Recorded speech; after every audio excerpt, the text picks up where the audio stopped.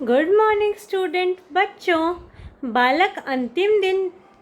देखिए बच्चों, मैंने इससे पहले आपको इस पाठ से संबंधित कुछ प्रश्नोत्तर का दोहरान कराया था और साथ में पाठ्य पुस्तक के जो कार्य हैं उनका भी मैंने आपको दोहरान कराया था। देखो बच्चों, ये जो प्रश्नोत्तर है ये परीक्षा की दृष्टि से बहुत ही ज़्यादा महत्वपूर्ण है, तो आप इनका अच्छे से दोहरान करिए, ठीक है। इससे क्या होगा, आपको परीक्षा में याद करने में बहुत ज़्यादा आसानी होगी और आप आराम से आसानी से इन्हें समझ लेंगे। देखिए प्रश्न संख्या 2, बालक अंतिम दिन मजदूरी करने पर विवश क्यों हो गया। देखिए सबसे पहले तो विवश का मतलब समझते हैं। विवश मतलब मजबूर। तो प्रश्न क्या हुआ कि बालक अंतिम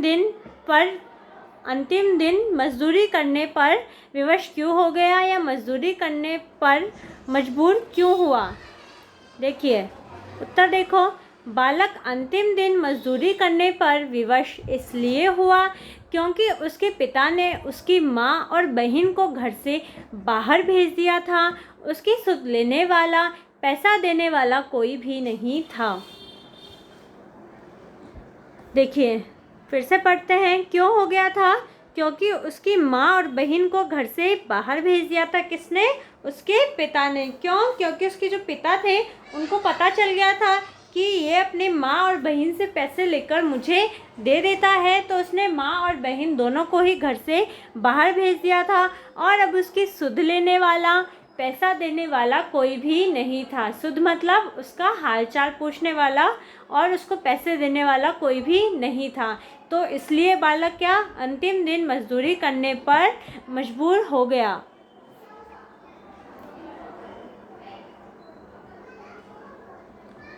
प्रश्न संख्या 3 देखिए, बालक ने 4 आने किस प्रकार कमाए। बताइए,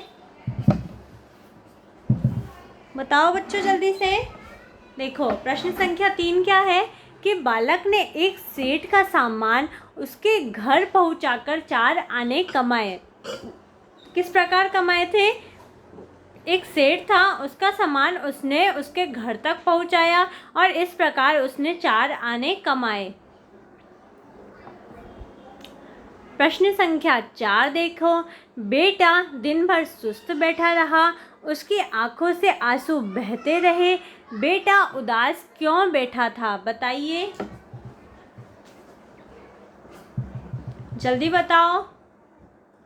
देखो बेटा उदास इसलिए बैठा था क्योंकि घर में उसकी सुध लेने वाला कोई नहीं था और सुध यानी उसका हालचाल पूछने वाला, और पिता ने क्या, उसे चेतावनी दी थी कि आज कुछ कमाकर नहीं लाया तो रात को भोजन नहीं मिलेगा। क्यों बैठा था बेटा उदास? क्योंकि उसकी सुध लेने वाला घर में अभी कोई भी नहीं था और पिता ने उसे चेतावनी दी थी कि आज कुछ कमाकर नहीं लाया तो रात को भोजन नहीं मिलेगा। तो इस तरीके से बच्चों हमने प्रश्न संख्या 4 हल किया। अब प्रश्न संख्या 5 देखते हैं।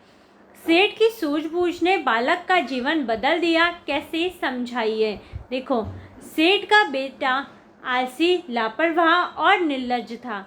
आलसी मतलब, आलसी तो आप लोगों को पता है, आलस्य करने वाला या आलस करने वाला क्या होता है, आलसी। लापरवाह यानी बेफिक्र या जिसे किसी चीज़ की चिंता ना हो। निर्लज्ज मतलब शर्म।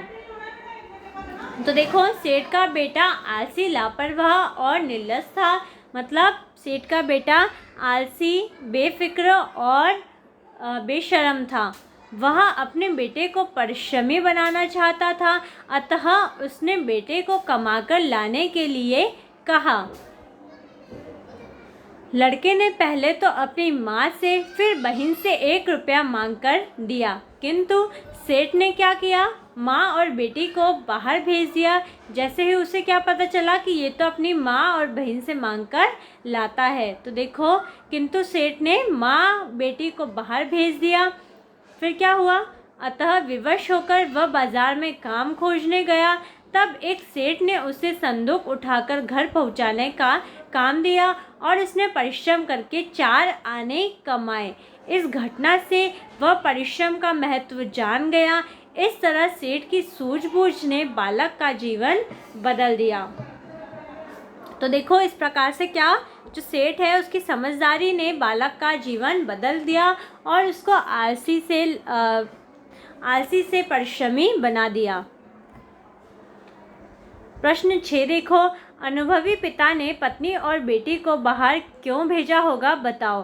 देखो, अनुभवी पिता ने अनुमान लगा लिया होगा कि बेटा अपनी माँ और बहन से पैसे मांगकर मुझे दे देता है। सेठ अपने बेटे को परिश्रम का महत्व सिखाना चाहता था, इसलिए उसने अपनी पत्नी और बेटी को बाहर भेज दिया। क्या करा, किस लिए भेजा था? क्योंकि सेठ क्या चाहता था, वो अपने बेटे को परिश्रम का महत्व सिखाना चाहता था और इसलिए उसने क्या करा, अपनी पत्नी और बेटी दोनों को ही बाहर भेज दिया। ठीक है।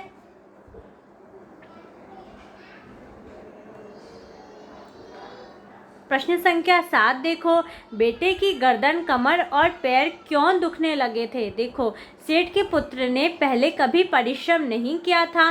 भारी संदूक को कंधे पर रखकर पैदल दूर तक चलना, इतना कठिन परिश्रम जीवन में पहली बार किया था, इसलिए उसकी गर्दन, कमर और पैर दुखने लगे थे। क्यों दुखने लगे थे? क्योंकि उसने बहुत ज़्यादा परिश्रम किया था। उसने संदूक को कंधे पर रखकर पैदल दूर तक चला और इतना परिश्रम तो उसने जीवन में कभी नहीं किया था, इसलिए उसकी गर्दन, कमर और पैर दुखने लगे थे। तो बच्चों, इस तरीके से मैंने आपको इस पाठ से संबंधित प्रश्नोत्तर का दोहरान करा दिया है। आप भी इन प्रश्नोत्तरों का दोहरान करिए, इन्हें समझिए और अपनी कॉपी में करिए। धन्यवाद।